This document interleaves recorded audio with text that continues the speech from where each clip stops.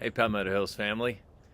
It's a balmy 37 degrees on my back porch this Saturday morning, and while I'm sad that we won't be able to meet together tomorrow for worship, thought I'd give you a encouragement from the Word of God about waiting. And before I read that passage in devotion, I just want to remind you that if you need help, to reach out to the elders or deacons of the church. We'll do our best to help you through the storm. Also, this is a wonderful opportunity to connect with your neighbors after things are safe, checking in and connecting with those around where you live. This is a wonderful opportunity to do that. So I want to give a short devotional from Mark chapter 5, and I've been thinking about waiting a lot lately, and this is from Mark 5, verses 21 through 43. And when Jesus had crossed again in the boat to the other side, a great crowd gathered about him, and he was beside the sea. And then came one of the rulers of the synagogue, Jairus by name, and seeing him, he fell at his feet. And he implored Jesus, saying, "My little daughter is at the point of death. Come and lay your hands on her, so that she may be made well and live." And he went with him. And a great crowd followed him and thronged about him, and there was a woman who had a discharge of blood for 12 years, who had suffered much under many physicians, and had spent all that she had, and was no better, rather she grew worse. She had heard the reports about Jesus, and came up behind him in the crowd, and touched his garment, for she said, "If I touch even his garments, I'll be made well." Immediately the flow of blood dried up, and she felt in her body that she was healed of her disease. And Jesus, perceiving in himself that power had gone out from him, immediately turned about in the crowd and said, "Who touched my garments?" And his disciples said to him, "You see the crowd pressing around you, yet you say, 'Who touched me?'" And he looked around to see who had done it. And the woman, knowing what had happened to her, came in fear and trembling, and fell down before him, and told him the whole truth. And he said to her, "Daughter, your faith has made you well. Go in peace, and be healed of your disease." And while he was still speaking, there came from the ruler's house some who said, "Your daughter is dead. Why trouble the teacher any further?" But overhearing what they said, Jesus said to the ruler of the synagogue, "Do not fear, only believe." And he allowed no one to follow him except Peter and James and John, the brother of James. And they came to the house of the ruler of the synagogue and saw Jesus. Jesus saw a commotion, and people were weeping and wailing loudly. And when he had entered, he said to them, "Why are you making a commotion and weeping? The child is not dead, but sleeping." And they laughed at him. But he put them all outside, and took the child's father and mother and those who were with him, and went in where the child was. Taking her by the hand, he said to her, "Talitha cumi," which means, "Little girl, I say to you, arise." And immediately the girl got up and began walking, for she was 12 years of age. And they were immediately overcome with amazement. And he strictly charged them that no one should know this, and told them to give her something to eat. This passage reminds me of several things. First of all, that we shouldn't wait to come to Jesus. The ruler of the synagogue and this woman were desperate. They needed help, and they wanted to come to Jesus at all cost. And also the opposite of that is that many times when we come to the Lord, he calls us to wait. And I've been thinking about this in light of preaching Dave Morgan's funeral, and his favorite passage from Isaiah chapter 40, and the reminder that those who wait on the Lord will renew their strength. And so there's this paradox in our lives where we don't wait, we can't wait, we must and should come to Jesus quickly, soon, often. But when we come, what does he ask us to do? He often calls us to wait. And so Jairus, the leader of the synagogue, he came to Jesus desperate because his baby girl, his little girl, his 12-year-old daughter was sick. And there may have been hurdles to coming to Jesus. Maybe people questioned Jesus' ministry, and the Pharisees and the scribes and the Sadducees had questions about Jesus. But Jairus, he didn't care. he needed help. He was desperate, and he came and pleaded and implored with Jesus to come and heal his little daughter. And Jesus went with him. And on the way, we're introduced to this woman who had an issue of blood, and she had been struggling with this ailment, this sickness for 12 years. And I love the way the passage says it. She had suffered under many physicians. She went to doctor after doctor. She spent all her money.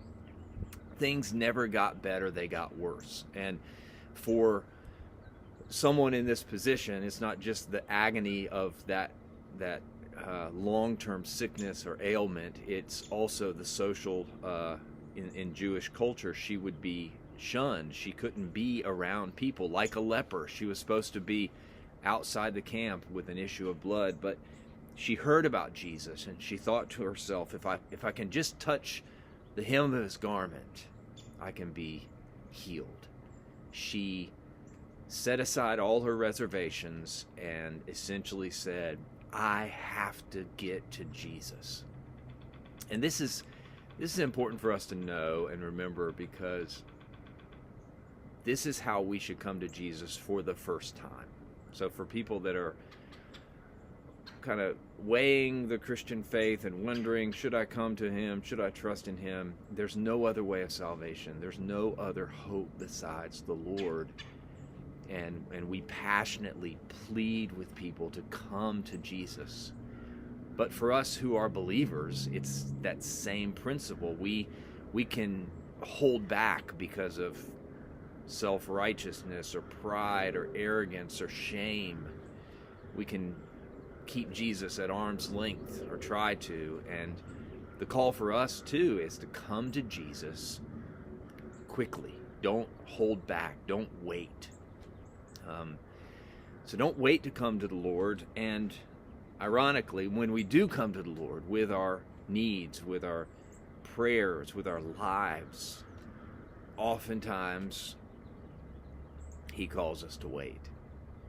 And that's what we see in this passage. It's demonstrated through this woman's life. It's demonstrated in what happens with Jairus and his daughter. So many times in life, Jesus calls us to wait. We're waiting for our friend Kurt to return from his deployment. We've been waiting all week for this storm that is predicted to come over the next few days. And it's important for us to know that God is with us in our waiting. God is with us as we wait for him and wait with him. He waits with us. And so let's think about this woman for a moment. For 12 years, she didn't know why she had this sickness. She was waiting on God. She didn't understand. She didn't know. She tried all the options. Sometimes we wait and we don't know why things are happening, but we have to wait on God. And sometimes, to be honest, when we wait, it can even feel like it's God's fault.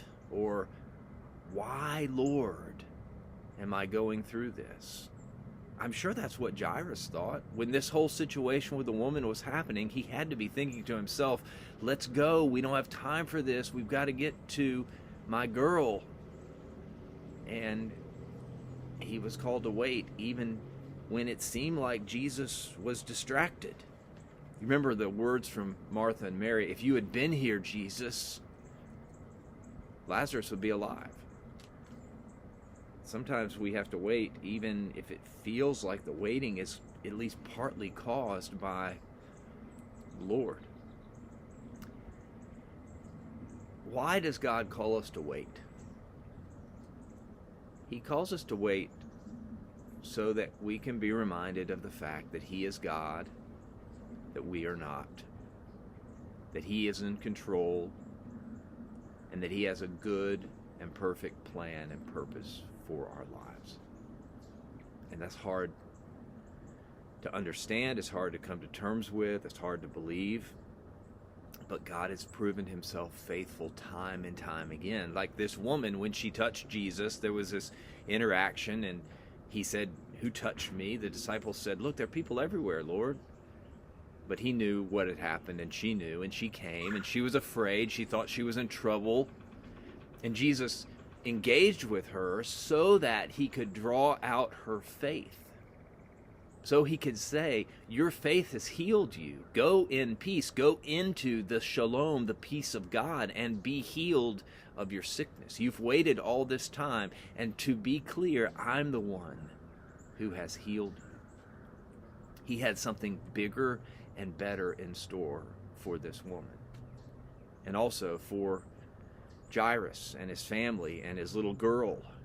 He thought that all was lost. And what did Jesus say? Do not fear, only believe. You're going to see something bigger and better than you ever imagined. I'm going to declare to you and show you that I am Messiah. I am the King of kings and Lord of lords. And this waiting is part of God's purpose and plan for us. I don't know if you guys are anything like me. I like my schedule. I like my routine.